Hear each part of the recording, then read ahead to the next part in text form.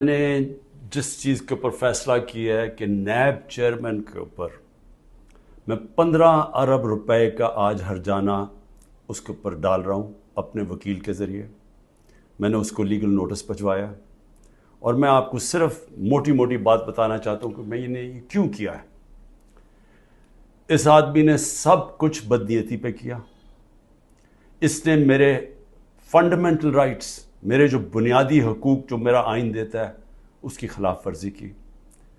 اس نے نیب کے قانون توڑے مجھے پکڑنے میں. اور اس صرف ہرجانہ نہیں کر رہا، میں اس کو کمپلینٹ کروں گا سپریم جوڈیشل کاؤنسل میں اس کا. میں صرف آپ کو موٹی موٹی چیزیں بتاتا ہوں کہ اس نے کیا کیا ہے.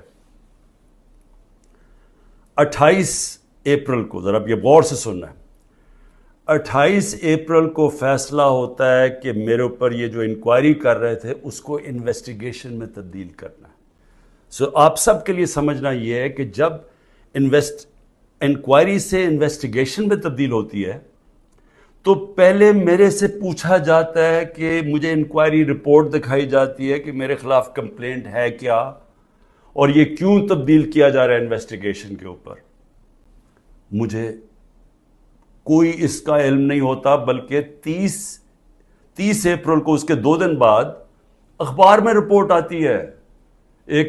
کسی اخبار میں لکھا ہوتا ہے کہ جی انکوائری انویسٹیگیشن سے گئی. میرے وکیل نے فوری طور پہ اسلام آباد ہائی کورٹ کہا کہ جی کیا، ہمیں تو پتہ ہی نہیں ہے اس کا. لیکن ذرا آپ دیکھتے رہیں کہ 28 سے جب مجھے پتہ ہی نہیں ہے کہ انکوائری کیا ہے، میرے پاس رپورٹ ہی نہیں ہے. انکوائری کی رپورٹ میرے پاس پہلی دفعہ آتی ہے جب یہ مجھے جیل میں ڈالتے ہیں. یہ نیب کے قانون کی خلاف ورزی ہے. اب بدنیتی دیکھیں کہ 28 کو وہ انویسٹیگیشن کرتے ہیں، 1 مئی کو میرا وارنٹ نکل جاتا ہے. 3 دن کے بعد میرا وارنٹ نکل جاتا ہے. اور وارنٹ بھی اس دن نکلتا ہے جس دن پبلک ہالیڈے ہوتا ہے. 1 میں پبلک ہالیڈے ہوتا ہے. 8 دن پتہ نہیں چلتا کہ میرا وارنٹ ہے. سیکشن 24 جب آپ اریسٹ وارنٹ کرتے ہیں نیب میں تو یہ 4 چیزیں ہونی چاہیے آپ کو اریسٹ کرنے سے پہلے. کہ یہ 4 وجوہات ہونی چاہیے جس کی وجہ سے وہ آپ کو اریسٹ کرتے ہیں. نمبر 1 کہ بار بار مجھے نوٹسز گئے ہوں اور میں اس کا جواب نہ دوں. مجھے نوٹس ہی نہیں کسی نے بھیجا تو میں جواب کیا دیتا؟ تو پہلا غلط. دوسرا کہ میں مفرور ہوں، کہ میں بھاگا ہوا ہوں. میں عدالت کے اندر بیٹھا ہوا، میں مفرور کیسے ہوں؟ میں تو ہائی کورٹ کے اندر بیٹھا ہوا تھا. وہ بھی غلط. تیسرا کہ میں ایویڈنس کو چینج کر رہا ہوں. ایویڈنس ساری گورنمنٹ کے پاس پڑی تھی. القادر کی ساری ایویڈنس، یا وہ این سی اے والی، وہ ساری ان کے کیبنٹ پہ پڑی تھی، اور یا انہوں نے ساری القادر کی ساری چیزیں منگوا لی تھی، وہ ان کے پاس پڑی تھی. تو میں نے ٹیمپر کیسے کرنا تھا؟ یعنی میں نے اس کو چینج کیسے کرنا تھا، تبدیل کیسے کرنا تھا؟ پھر بار بار ایک چیز کرتا جائے آدمی، ریپیٹ کرتا جائے ایک جرم، پھر اٹھاتے ہیں. تو ان 4 میں سے بتائیں کہ کون سی میں نے غلطی کی تھی جو مجھے انہوں نے ایک دہشت گرد کی طرح، جس طرح مجھے انہوں نے اٹھایا ہے، یہ 4 ایک پوائنٹ بھی نہیں میٹ کر رہا تھا. پلان بنا ہوا ہے کہ کسی نہ کسی طرح عمران خان کو پکڑ کے تو جیل میں ڈالو، تو راستے سے ہٹا دو. یہ پوری تیاری ہے. 150 کیسز ہیں. اور اب یہ حالات ہیں کہ اتنا پریشر ڈالا ہوا ہے انہوں نے کہ میرے وکیل گھبرانا شروع ہو گئے ہیں. پہلے تو انہوں نے سارے کارکن پکڑ لیے ہمارے، اور میں خاص طور پہ وہ 10,000 کارکنوں کے اوپر آج بھی میں اپیل کرتا ہوں. ساری ہیومن رائٹس آرگنائزیشن کو میں اپیل کرتا ہوں کہ اتنا بڑا ظلم ہے کہ ان کو جیلوں میں بند کیا ہوا ہے، ان کو دہشت گردی کے اوپر رکھا ہوا ہے. اس کے لیے ایک شناخت پریڈ ہوتی ہے، اس کے لیے لازمی ہوتا ہے کہ آپ ان کو پروڈیوس کریں. وہ کہتے ہیں جی ہمارے پاس عملہ ہی نہیں ہے. وہ شناخت پریڈ ہوتی ہے، اس کے اوپر لے کے ہی نہیں آتی پولیس. ججز آرڈر کرتے ہیں، وہ لے کے نہیں آتے. ججز کے آرڈرز وائلیٹ کرتے ہیں، اور پھر کئیوں کو اٹھایا ہوا ان کو پریزنٹ ہی نہیں کر رہے کیونکہ اوپر کیس ہی نہیں لگا رہے تاکہ ان کو عدالت بھی نہ لے جانا پڑے. لوگوں کو بند کیا ہوا ہے چھوٹے کمروں میں، گندے حالات ہیں اس کے اندر، کئیوں کے اوپر تشدد کیا جا رہا ہے. میں سارے پاکستان کے اندر، دیکھیں میں اس وقت سب پاکستانیوں سے اپیل کرتا ہوں کہ یہ جو ہو رہا ہے، یہ یاد رکھیں کہ یہ ملک کو ادھر دھکیلا جا رہا ہے وہ اس ملک کے اندر نفرتیں پیدا کی جا رہی ہیں. ایسی نفرتیں پھٹتی ہیں ملک میں. جب تک ایک پولیٹیکل پارٹی منظم رہتی ہے، ہم کوئی کسی قسم کا ہم نے آج تک 27 سال میں انتشار نہیں کیا. 9 مئی کو میں پھر سے ریپیٹ کرتا ہوں کہ سب کنڈیم کرتے ہیں سارے. کوئی پاکستانی نہیں ہے جو وہ سمجھتا ہے کہ جو جلانا کیا، جو آرسن کی گئی، جو بلڈنگ جلائی گئی، یہ خاص طور پہ یہ جو کور کمانڈر کا گھر، سب اس کی مذمت کرتے ہیں. لیکن کیا کوئی تحقیقات انڈیپینڈنٹ نہیں ہونی چاہیے؟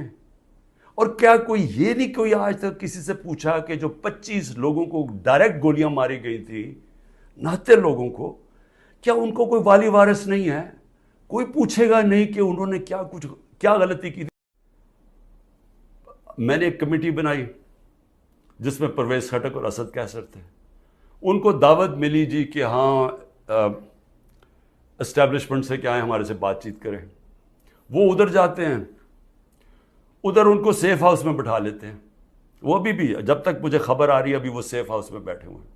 انہیں کہہ رہے ہیں کہ تب آپ کو ہم چھوڑیں گے جب آپ یہ کہیں گے کہ ہم تحریک انصاف سے ہم اس کو چھوڑ رہے ہیں، تحریک انصاف اور عمران خان کو. تو اصل میں یہ جب آپ یہ حرکت یہ جو کر رہے ہیں، کیا آپ کو سمجھ ہے کہ آپ لوگوں سے کیا پوچھ رہے ہیں؟ جب آپ کہتے ہیں کہ آپ تحریک انصاف سے علیحدہ ہو رہے ہیں، کیا اندازہ ہے کہ یہ کہہ کیا رہے ہیں؟ آپ یہ کہہ رہے ہیں کہ آپ پالیٹکس چھوڑ دیں، کیونکہ جس وقت جو اس وقت تحریک انصاف کو چھوڑے گا، یہ میں آج آپ کو رائٹنگ میں دے رہا ہوں کہ اس کو لوگوں نے ووٹ نہیں ڈالنی. تو جو ہمارے سارے لوگ اتنی مشکلوں کے باوجود ہمارے ساتھ کھڑے ہیں، نظریاتی طور پہ بھی کھڑے ہیں، وہ جو ظلم ہو رہا ہے اس کے اوپر بھی وہ لوگ کھڑے ہو گئے کہ ہم نہیں جاتے. لیکن ان سب کو یہ بھی پتا ہے کہ جو چھوڑے گا اس کی اس وقت پالیٹکس ختم ہو جائے گی. تو یہ جو ان دونوں کو، ہمارے سینئر لوگوں کو، میں نے تو اس لیے کہا تھا کہ بات چیت شروع کریں گے، وہ بات چیت کرنے گیا ان کو ہی بٹھا لیا. تو اس کا مطلب کہ بات چیت نہیں کرنا چاہتے. اس کا مطلب یہ کہ یہاں فیصلہ ہوا ہے بند کمروں میں کہ پارٹی کو ختم کرنا ہے، عمران خان کو اکیلا کر دینا. عمران خان اکیلا ہو چکا ہے. عمران خان کے ارد گرد اب کوئی بھی نہیں ہے. نہ میں کسی کو ٹیلی فون کر سکتا ہوں، نہ میں کسی سے بات کر سکتا ہوں، کہ سب چھپے ہوئے ہیں. یا جو میری سینئر لیڈرشپ ہے ان سے مشاورت نہیں کرتے، وہ سارے جیل میں ہیں، یا انہوں نے کہا کہ ہم جی پیچھے ہٹ رہے ہیں، ہم پالیٹکس سے پیچھے ہٹے. تو کیا میں سوال یہ پوچھتا ہوں کہ چلیں عمران خان کو تو آپ نے آئسولیٹ کر دیا، کیا یہ پاکستان میں اس کی بہتری ہو رہی ہے؟ یہ ہمارا ملک کے لیے بہتر ہے؟ ہماری جو اکانومی بیٹھتی جا رہی ہے، جو غربت بڑھتی جا رہی ہے، بے روزگاری بڑھتی جا رہی ہے، مہنگائی بڑھتی جا رہی ہے، کیا یہ اس سے ٹھیک ہو جائے گی؟ کیا اندازہ نہیں کہ یہ جو بھی سوچ رہے ہیں، جو بھی یہ سوچ ہے اس کے پیچھے، کیا وہ آگے پاکستان کا بھی سوچ رہے ہیں؟ ایک پارٹی جو ملک کی فیڈرل پارٹی ہے، جو اس وقت سارے صوبوں کے اندر ہے اور سب کو اکٹھا رکھ سکتی ہے، جب اس پارٹی کو توڑنے کی کوشش کی جا رہی ہے اور اس کے لیڈر کو ختم کرنے کی کوشش کی جا رہی ہے، کیا یہ پاکستان میں اس کی بہتری ہے؟ ہمارے ملک کی بہتری ہے اس میں؟ اپنی بات ختم کرتا ہوں اپنے ورکرز کے لیے. کہتے ہیں کہ جتنے بھی میرے ورکرز ہیں وہ جس طرح بھی میری ان تک آواز جائے، مجھے پتہ مشکل ہے وقت، چن کے ہر تھانے کو حکم دیا گیا کہ پی ٹی آئی کا کوئی کارکن ہے تو اس کو پکڑو یا اس کو دباؤ یا اسے کہو اپنی وہ کہے کہ جناب میں آج پاکستانی فوج کے ساتھ کھڑا ہوں اور میں تحریک انصاف چھوڑ رہا ہوں. ہم سارے پاکستانی فوج کے، میں بار بار کہ ہم سب فوج کے ساتھ کھڑے، کون نہیں کھڑا ہوگا اپنی فوج کے ساتھ جس نے آپ کی ملک کی حفاظت کرنی ہے؟ لیکن یہ ایک آڑ لے کے کہ جی وہ 9 مئی کو تحریک انصاف کو ایک بالکل ایک اس کے اوپر پورا کریک ڈاؤن کر دو اس کا بہانے میں. تو میں اپنے سارے کارکنوں کے صبر کریں، مشکل وقت ہے، آپ کے لیے مشکل وقت ہے، میرے لیے سب سے زیادہ مشکل وقت ہے. مشکل وقت کیوں ہے؟ کیونکہ سارا دباؤ انہوں نے میرے پر ڈالا ہوا ہے.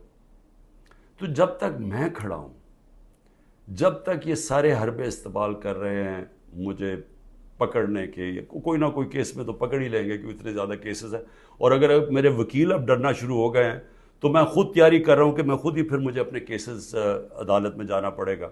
لا پڑھنے کی بھی کوشش کر رہا ہوں. سمجھ بھی، ویسے میں نے اتنی دفعہ عدالتوں کے چکر لگائے ہیں کہ میں کافی سمجھ بھی گیا ہوں کہ قانون کیا ہوتا ہے. تو میں وہ بھی تو لگ تو ایسے رہا کہ وہ وکیل بھی آخر میں چھوڑ جائیں گے، لیکن عمران خان جب تک زندہ کھڑا رہے گا اپنے ملک کی حقیقی آزادی کے لیے. اور میرے کارکنوں، آپ اس کو پالیٹکس نہ سمجھیں. آپ ایک دن دنیا کہے گی کہ یہ وہ لوگ ہیں جو کھڑے تھے پاکستان کی حقیقی آزادی کے لیے اور انہوں نے قربانیاں دی اپنے ملک کو آزاد کرنے کے لیے. پاکستان پائندہ باد.